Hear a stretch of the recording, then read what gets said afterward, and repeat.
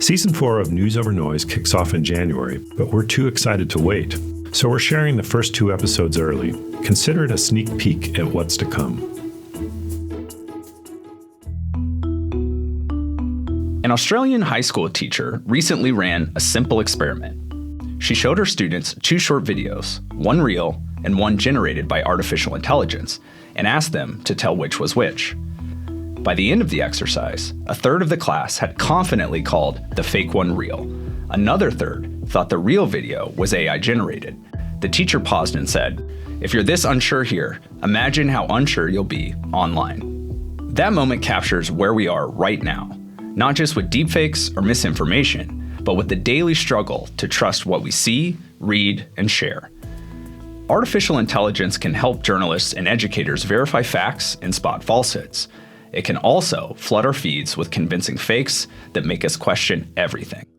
In this special crossover episode with guest host Jenna Spinelle from the Democracy Works podcast, we're going to explore how AI is reshaping how we create, consume, and believe information. Jenna and I are joined by Sean Marcus of the Poynter Institute, Pamela Brunskill from the News Literacy Project, and Jenna Meleedy from the National Association for Media Literacy Education. Sean, Pamela, and both Jennas, welcome to News Over Noise. Thanks for having us. Hi. Thanks. Good to be here. So I want to start with a broad question for each of you. What kind of outreach or campaigns are your organizations doing to educate the public about AI? And in those campaigns, what particular groups are you targeting? Sean, let's start with you. Yeah, actually, today we launched the Alt Ignite series that was in collaboration with the McGovern Foundation. That's a series of AI literacy courses and lesson material that is geared towards educators, library workers, civic leaders, journalists, essentially anyone who's engaging with AI, and that is everyone. Pam, what about you? At the News Literacy Project, we have a number of resources on artificial intelligence. Our main audience always is going to be K through 12. 2 of our biggest resources are going to be our Checkology lessons. For elementary, it's called For Elementary, Search and Suggest Algorithms. And then for 6 through 12, we have Introduction to Algorithms, which goes over the concept of what algorithms are, how they underlie generative AI, and what that entails. We also have a number of TikToks and videos and posts on social media related to short form teaching about AI. We have some posters, and we have a curated page on newslit.org dedicated to AI so people can find all our resources. Jenna. So Namely has a few resources on our website, parent-friendly, teacher-friendly guides to navigating conversations about AI in the classroom and in the home. In the past, we've hosted an AI summit in person. And then this fall, our Youth Advisory Council is leading a session about helping other youth navigate how to use AI at our youth summit in Nashville. So I want to just take a step back from talking about AI specifically for a minute and orient it within the broader framework of news literacy. We are recording this on the kickoff of U.S. News and Media Literacy Week, and I think the 2016 election was one of the things that brought news literacy to the forefront. It brought a lot of things to the forefront for a lot of people, but media literacy was certainly one of them. So I wonder if you could just orient AI within the broader concept of news literacy or media literacy. At the News Literacy Project, we have 5 core competencies or 5 main standards that we suggest individuals look at to get savvy with news literacy. And the first 3 are related to differentiating news from other types of information. That's standard 1. So are you looking at news, raw information, propaganda, etc.? Standard 2 is about the importance of a free press to American democracy and the role of a free press. Standard 3 is identifying characteristics of credibility. So using standards of quality journalism to recognize when something is credible or aspiring to credibility and ethics.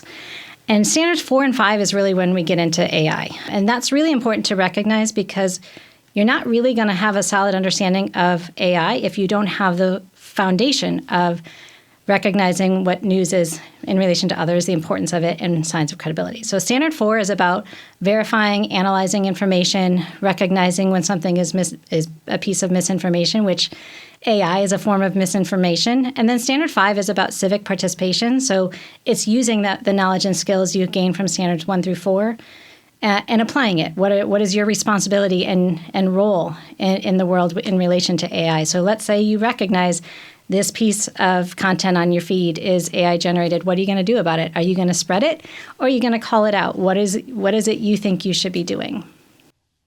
Yeah, I would kind of throw in there, and it's interesting that you dropped the dates because, MediaWise formed through the Poynter Institute in 2018, right? Really fairly directly out of the 2016 election, ahead of the 2020 election, and it was because of that perceived and really true need for more media literacy education. Then we hit the 2024 election, and the prediction was that we've got the AI election that is coming, and it never completely formulated that way, and we're still waiting for the AI election to appear. But what we really found as AI was sort of coming out was that, we started with some of these detection and verification skills that were unique to AI that quickly went away as AI improved. And then we immediately realized we fall back on, like you were saying, those 5 pillars that you've got, those traditional verification frameworks and those traditional detection methods for any type of misinformation. It runs true for AI. So I think a lot of it is using the frameworks we have for media literacy and in many senses to put our audiences at ease, in the face of this brand new crazy technology. It's like, yes, it is new and crazy, but it's still the same thing. We're still dealing with interpreting information. So we can apply those same ideas to this new technology. Yeah, I completely agree. I think it's clear that future leaders are going to need to know how to act in a world that's been transformed by AI, however that might look like. And so at Namely, we want everybody to have the media literacy skills that they need to thrive now and in the future. And that is defined as the ability to access, analyze, evaluate, create, and act upon all forms of communication, definitely including AI. Pam, I want to bring up something that you talked about in the talk you gave today earlier on campus. I think there's lots of talk certainly about mistaking fake content that's AI generated for something that's real, but you brought up something called the liar's dividend, and that why don't you tell us what that is and how that plays in here? Yeah, the liar's dividend is when it comes about with AI and our convoluted information ecosystem now, when people are mistaking real content for made up, and bad actors will take advantage of that, right? Because for a bad actor to succeed, all they need is for you to not be able to trust anything. It's not necessarily that they need you to trust and believe what they are putting out, but as long as you don't believe the truth of what's really out there, then they can manipulate you and get you to believe whatever they want, or to throw up your hands and say, I can't trust anything, so I don't know what to believe. You can go ahead and do whatever you want. And that's really what the liar's dividend is. Yeah. And can you give us an example of that? Well, the example I gave in today's talk was from images of war. I think it was from Russia, Ukraine, right? So people are seeing real images and then discounting them as that's too awful, that's not real. And people are just trying to make me think that that's an atrocity that's happening, so they'll play on my sympathies, so I will support one group over another. If I can jump in, I have to jump in because the liar's dividend is like one of my favorite ones to teach because it's so nefarious and sneaky, right? It's like they just jump in there like, oh, no, that's AI. Most recently I saw the Signal chat leak of the Young Republicans Club. The first response that came officially out was, well, we haven't seen these yet, so we suspect that they've been doctored. I think this phrasing something to that nature. There's a high chance that these could have been manipulated or doctored. So, that sowing confusion can now come because it's a scapegoat, right, for bad actors or for folks who, can now find a new excuse for that terrible thing that they did. Like, oh, that wasn't real, that was AI. And it's like, just like you said, Pam, it's like, it's so easy now to believe that something could be fake. It's equally easy to believe that it could be real or fake. Mm-hmm. So it gives a certain shield to our bad actors sometimes. It's very interesting. And I'll say that once you have so much content to consume and you have to evaluate everything to that extent, you really fall back on what is comforting to you, meaning figureheads that you have always believed in, thought leaders, or ideologies that are familiar to you, and that really will play into people's confirmation bias when consuming news. I was just going to say that. Yeah. So I'm glad you got to it. Yeah. The confirmation bias, right? You have to be aware of your own preconceived notions, your own biases, because you are absolutely going to have those activated when we were talking about the liar's dividend. You also, another part you were talking about, right, is breaking news. Mm-hmm. So at the News Literacy Project, we teach students how to mind the gap, right? In that, that time span between when an event happens and news organizations can verify information, there's a gap. And that gap is flooded with misinformation and people suggesting and supposing what might happen, and that can shape your perspective. So we want to be aware, right? One of the skills of news literacy is just recognizing there's a gap between when information can be verified. So don't just trust the first thing you see when events are breaking.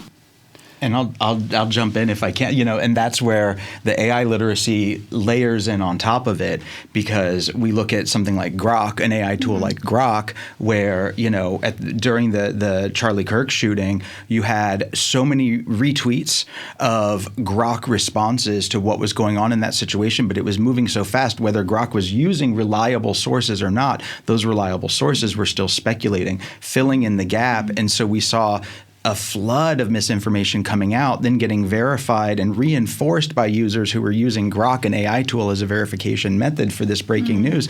It starts to just cycle in on itself, and then minding that gap can become so much harder if we're not aware of how AI is contributing to that cycle. Sean, you talked a little bit in your presentation today about AI and ethics. So can you tell us a little bit about how you all are viewing the use of AI within a framework of sort of ethical practice or ethical thinking? Like, how do those two things that might seem, pretty different from one another, depending on who you ask, using AI and being ethical, how do they come together or meet in some middle? It's a tough question, and I quite frankly, I struggle to answer it. And I think that the challenge in us, talking about every time we go out to talk about AI and ethics is acknowledging the struggle and acknowledging the inherent conflict especially through a journalistic kind of lens, ethical reporting and the pitfalls of AI. It is very difficult to sort of rationalize and put those things together. So I think we start from a place of full transparency and disclosure, as you would with any journalistic endeavor. That first and foremost, if we're going to engage with AI technologies, we start from a place of disclosure. We start from a place of transparency so that our audiences know exactly what we're doing, and so that we as communicators are also advancing, again, AI literacy, right? We're advancing people's understanding and awareness of this thing that seems to be sort of overtaking all of our lives. So, I think the ethics start in just being completely upfront about what we're doing, how and why we're doing it.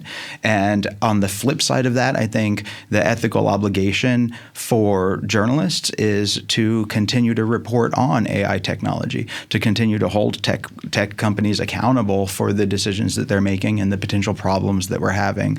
So as much as we are embracing, perhaps in a newsroom, AI technology that helps us work with, fewer resources but do more work, or whatever it is that we need to do in order to do good journalism, we're still keeping on the other end of our editorial team. We're still holding power to account the same way we would any other time. Yeah, so you're speaking of newsrooms. My first jobs in newspapers, I was the one tasked with updating the website because I was the youngest person in the newsroom, and it was very much an afterthought after the paper was already done and put to bed, whatever. So that's a long way of saying newspapers kind of famously missed the .com boom, or were behind on the trends and everything that was happening there. And I think we continue to see the ramifications of that today. But I wonder how they're thinking about AI. Are they cognizant of, we don't want to let this AI thing pass us by the same way that we kind of let the broader internet pass us by 20 years ago? Yeah, how are they approaching some of these challenges that we've been talking about? That's a great question. I can add a little bit to Sean's.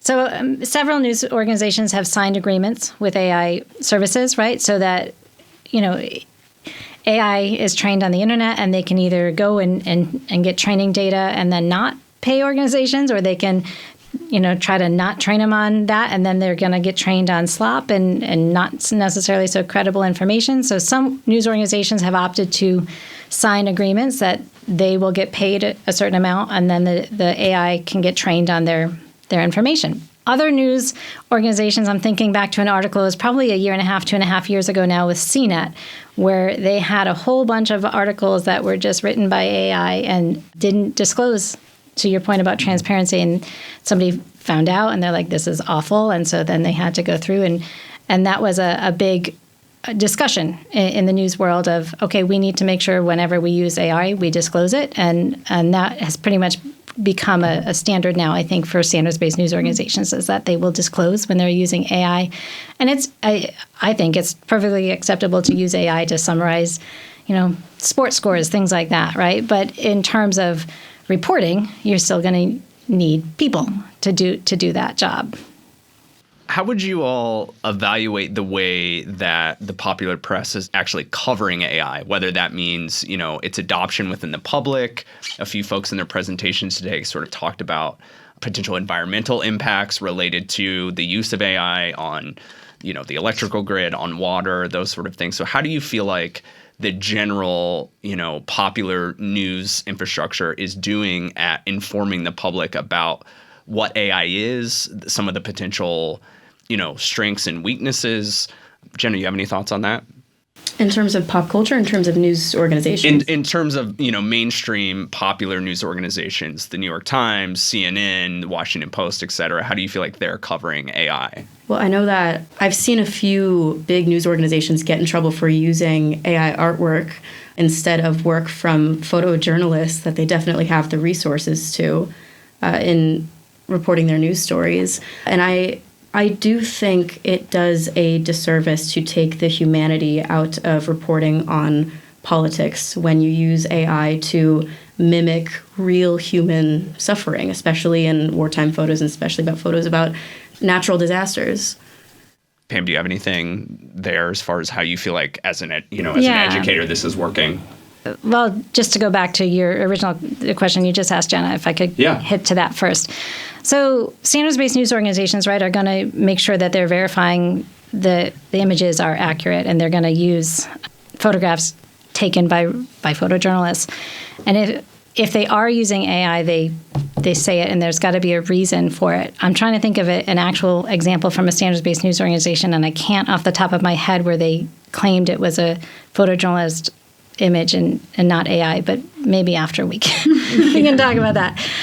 But in terms of mainstream news organizations covering AI, I think there are news organizations absolutely discussing AI, the positives, the benefits, and the negatives. But I've seen a whole lot more in technology publications like The Verge and Wired, a ton about AI, and of course because that's their niche. So in terms of education, it's a really tricky landscape. And I hear from educators all the way from K through 12, it's changing. Their students are using AI. My own kids are using AI, to help them with their homework, to help study. And so there's this spectrum of what is acceptable use, what is not, in terms of a district, in terms of individual teacher. And it's all over, the decisions and what people think is acceptable is just so different. In terms of education teaching about AI, that's really, really specific to the individual teacher and the individual district.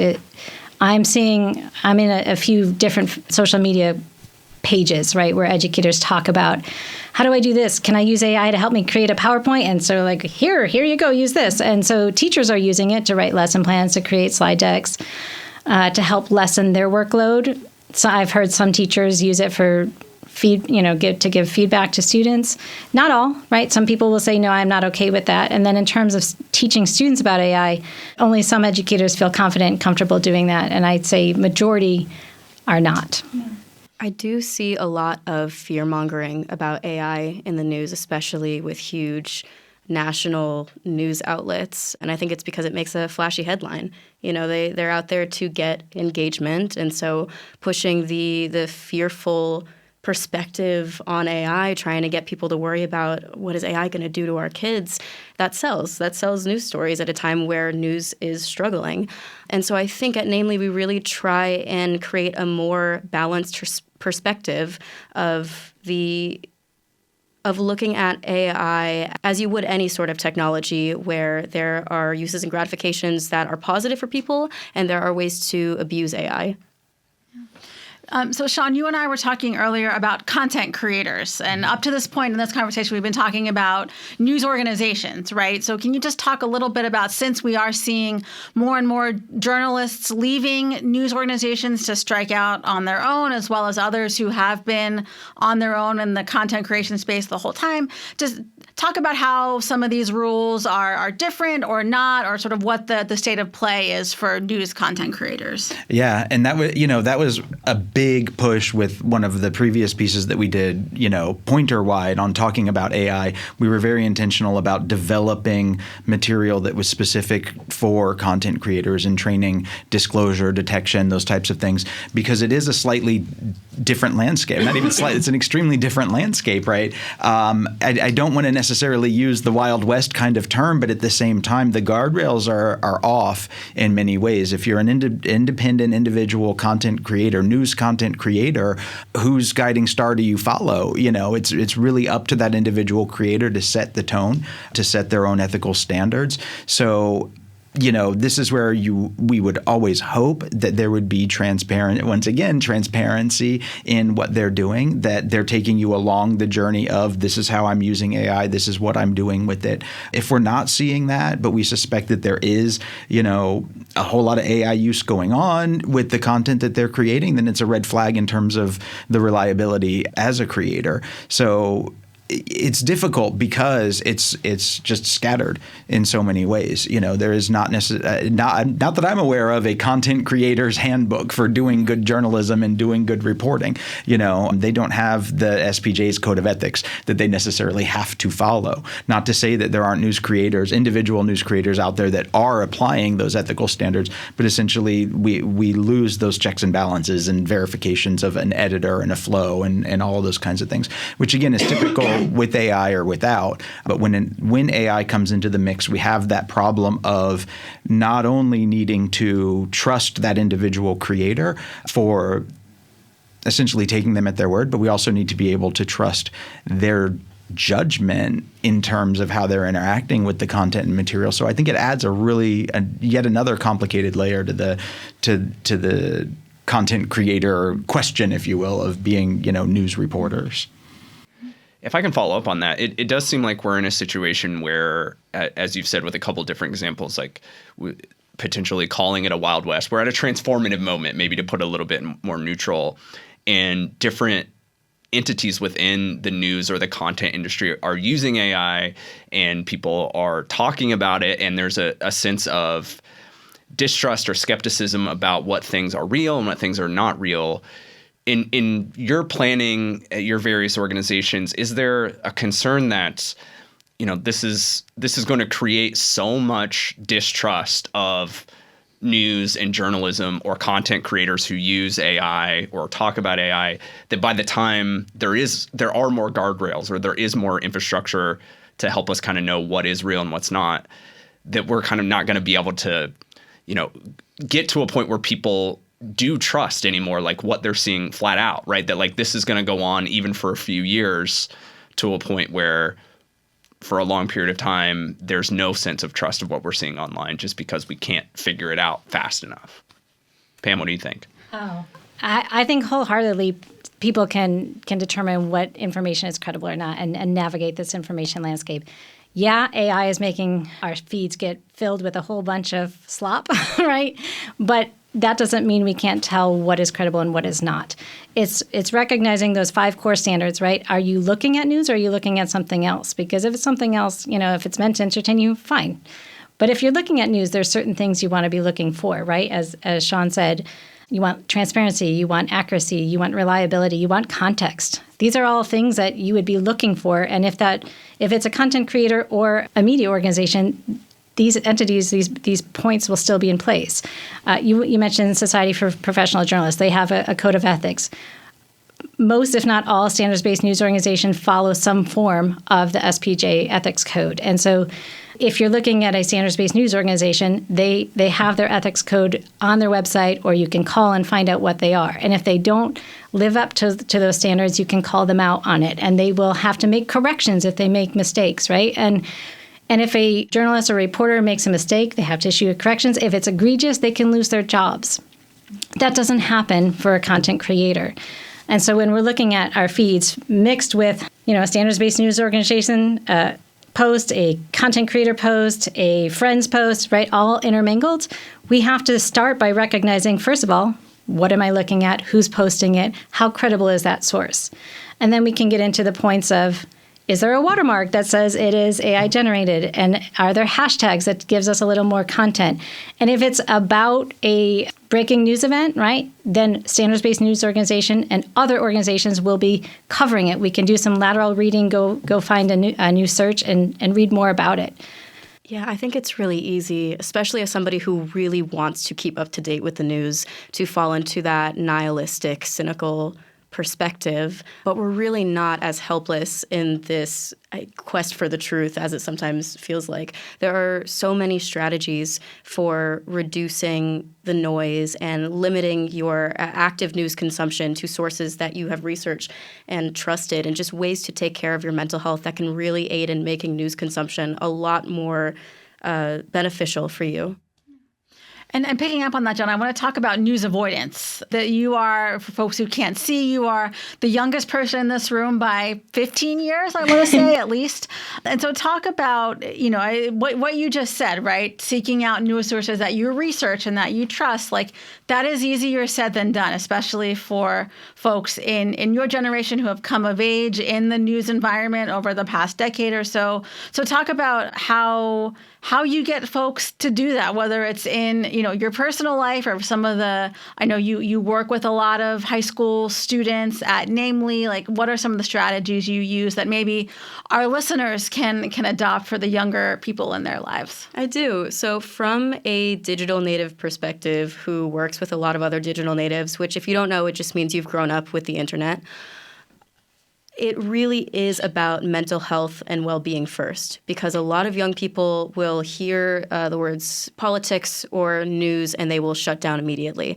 And that comes from a lifetime of growing up with catastrophically stressful news all the time. Just constant or near constant exposure to content online that is specifically made to upset people and provoke an emotional reaction.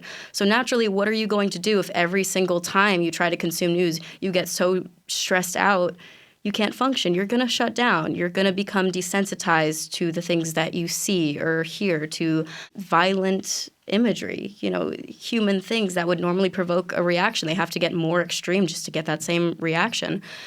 And so that results in a lot of apathy and cynicism among young people. And I think that the first step to combat that is to reduce the overstimulation and the overwhelming nature of the news. That doesn't mean no technology. That doesn't mean no news. That doesn't mean no social media. It is different for every person, the way that they reduce their own overstimulation when it comes to technology. For me, that means that I have to force myself to spend 30 minutes every morning trying to consume the news, seeking out topics, and I have to do it in a podcast, because if it's visual and audio, that's too overwhelming for me. Or I have to do it while I'm working on some other task just to fit it in my day.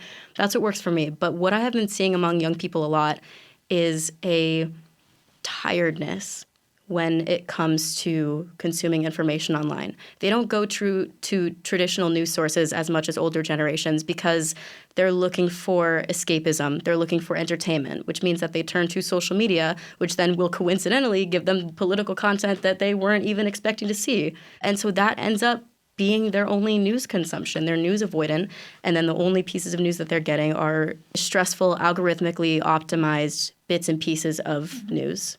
So what do you do about that? The first thing that I encourage people to do, people of all ages, but especially young people, is to not take for granted grounding themselves. You hear about doom scrolling, which is when you get sucked into a cycle of scrolling on Instagram or TikTok or whatever platform you're on for hours and hours, and you completely lose track of time. It's very addictive. Taking moments to ground yourself physically. I like to remind people, is there tension in your jaw? Is your tongue stuck to the roof of your mouth? Are you sitting in an awkward position? Do you need to adjust your posture? Keep track of where you are mentally. Do you feel overstimulated? Do you feel bored? You went onto this platform for entertainment. Are you getting that from it? And then there are some more practical things that you can do. You can reduce notifications so that you're not getting random notifications of huge disasters that have happened across the country throughout your day, because that will completely overstimulate you and ruin your mood. You can train your algorithm so that it works for you instead of the other way around by pressing the button on the content that says not interested or do not recommend. You can block profiles that are spreading AI slop or other forms of stressful content, clickbait, misinformation. And I think an important and underrated one is just finding opportunities to talk about the news with other people. Now that news is a less communal thing, meaning you're not sitting in the family room watching the 7 o'clock news with your family anymore, you're in your own bubble. You're stuck in your own individualized algorithm. News is a more isolating event than ever. And I think when you break that isolation and you try to talk about the news with other people, it becomes less stressful, it becomes more grounded, more realistic, and you feel a sense of community that takes away some of that stress. It sounds to me in the last few minutes of the combo that you're all in different ways pretty optimistic about our ability to navigate the AI ecosystem or the AI-influenced kind of news ecosystem. Are there other things beyond what we've shared here in the last few minutes that you're really optimistic about as far as our ability to get through this and figure out the best ways to use AI as producers, as consumers, as people who kind of fill both of those roles depending on the day or the practice that we're fulfilling? Can I flip that question on its head a little bit? Yeah. I actually want to very honestly say that the past year I've lived in, I said this to everybody today, I have lived in a full state of existential dread because of the amount of time that I've had to engage with AI technology, AI literacy, and our understanding of it. But I will say to contribute to that sense of optimism is that acknowledgement that we are in a very tenuous and strange place right now. We're at the beginning of what could potentially be like a 500-year run of technological advancement. Maybe it's a fad and it fizzles out. I doubt it.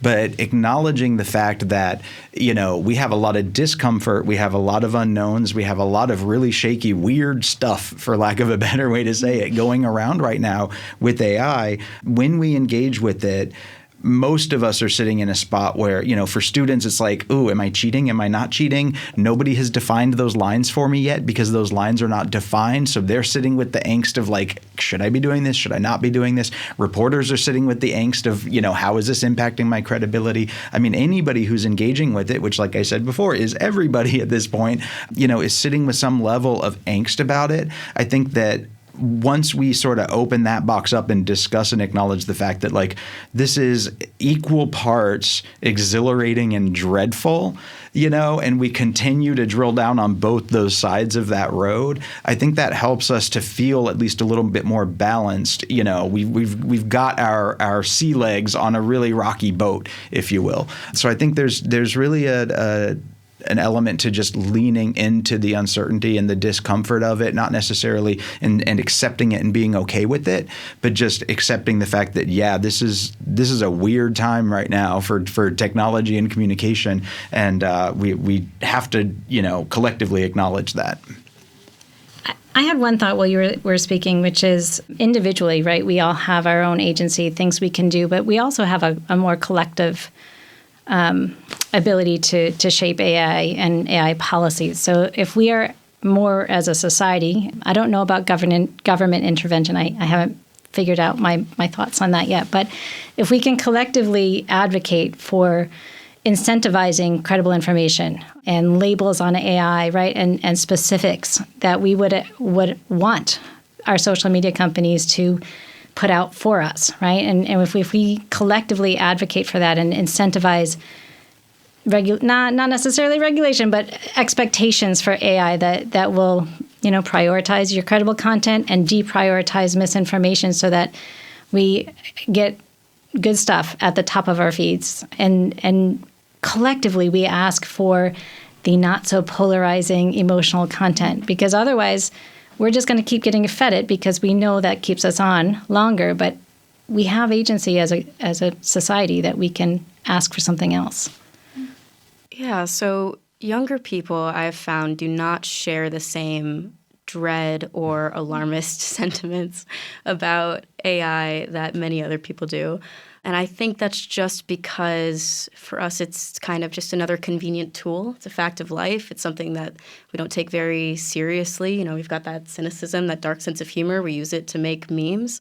And so the bottom line is AI is incredibly popular right now, and it's only going to continue to grow in popularity. So instead of fearing it and instead of trying to fight back against it and limit it and restrict people from using it, why not find out how to work with it and use it in a way that has ethics in mind to minimize harm as much as possible and maximize the benefits for people? There's got to be a balance.